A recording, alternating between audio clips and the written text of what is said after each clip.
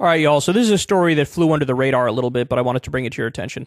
Joe Biden caught admitting Iran nuclear deal is dead in video. So here's what they say in Newsweek. Video that has emerged on social media shows President Joe Biden saying that the nuclear deal with Iran has been the subject of negotiations is dead. The clip was recorded on the sidelines of a November 4th election campaign event in California, according to Damon Magsodi, a software engineer living in the United States who shared it on Twitter. Biden is asked by a member of the public to announce about the future of the Joint Comprehensive Plan of Action, the JCPOA. That's the Iran nuclear agreement. Quote, President Biden, would you please announce that the JCPOA is dead? A woman is heard asking.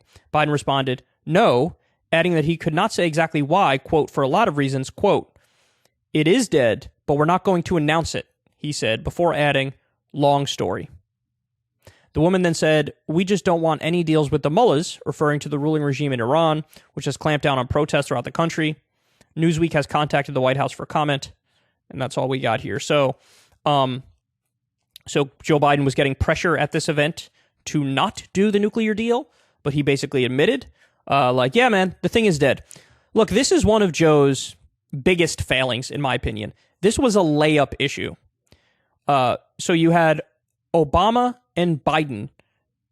They originally got the nuclear agreement with Iran. And just to sum that up for you guys, the way that worked is, okay, we will lift sanctions on you. We will give you back the money that is yours, Iran.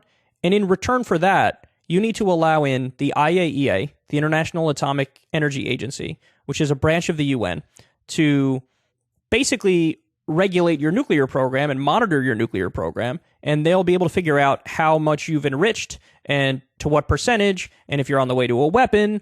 And of course, under the deal, you're not supposed to get enriched to a certain point. You can enrich for like power for your power grid and for research, but you cannot enrich to make a nuclear weapon. And so that was the gist of the deal. We'll give you back your own money, we'll lift some sanctions, and you guys just don't build a nuke and prove it. Okay, that was the deal. The deal was working. Then Donald Trump comes in with his band of bloodthirsty neocon lunatics like John Bolton and Mike Pompeo, and they ripped the deal up.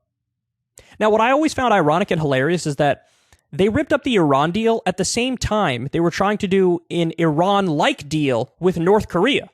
Trump wanted an Iran-like deal with North Korea. Yeah, we'll lift some sanctions and you guys don't make a nuke and we'll, monitor it and then we're good. So basically, there was no coherent philosophy to Trump's foreign policy. With Iran, he wanted to be more hawkish. With North Korea, he wanted to be less hawkish. It was just let me just do the opposite of everything Obama did. That was basically seemingly the driving force. And now I'm consistent. I like the Iran nuclear agreement. I would have liked it if there was some sort of, agreement made with North Korea. I would have supported that, even if it was negotiated by Trump, because I don't care about the individual actors involved. I care about the policy and the end result. But Trump ripped up that deal, pulled out of it, and then you put Iran in a weird position because now they're like, okay, should we keep building a nuke? I guess we should build a nuke because clearly the U.S. has proven itself to not abide by agreements, number one. Number two, if we don't build a nuke, we have no deterrent to a U.S. invasion or an Israeli invasion. That's the other part of this, is look what happened with Muammar Gaddafi.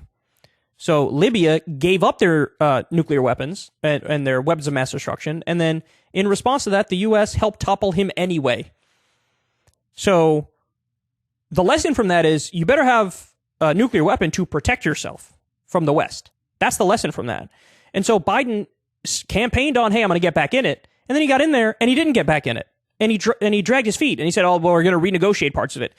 Renegotiate what parts of it? Dude, the deal was fine as it was. And they were abiding by it. And in fact, here, look at this article. This is from 2017. Trump pulled out of it in 2018. This is in 2017 in the Washington Post. Look at this. IAEA confirms Iran is meeting its commitments under nuclear agreement. Iran is adhering to the restrictions imposed on its nuclear program under a 2015 agreement. The United Nations agency charged with monitoring the country's facilities has said in its first report since President Trump refused to certify the Islamic Republic's compliance. The IAEA said in a confidential report viewed by Reuters and several other news outlets Monday that Iran stockpiles of enriched uranium have not exceeded the agreed limit of 300 kilograms. It also reported that IAEA inspectors were able to gain access to any sites they tried to visit. The quarterly report marked the ninth successive time the IAEA has attested that Iran is meeting its commitments since the nuclear deal between Iran and 6 major powers, including the United States, was implemented early last year. It was proven they were following the agreement to a T 9 times.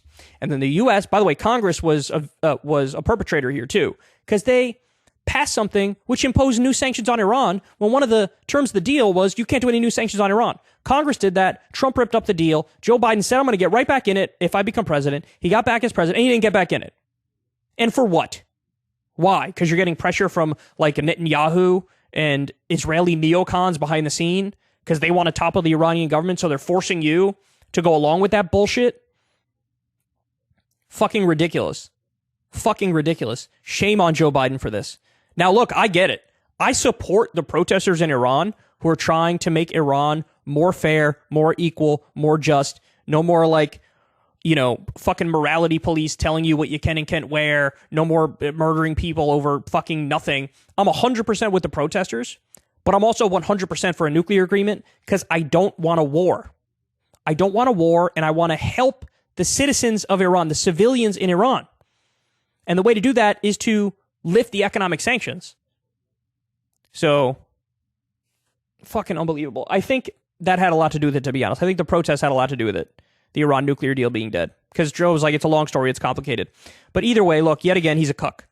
He doesn't want to piss off Saudi Arabia. He doesn't want to piss off Israel. He doesn't want to give the Republicans an easy talking point because, Biden is helping the government as in Iran as they crack down on innocent people. That's the narrative they would go with. Fuck all that noise, man. You do the right thing.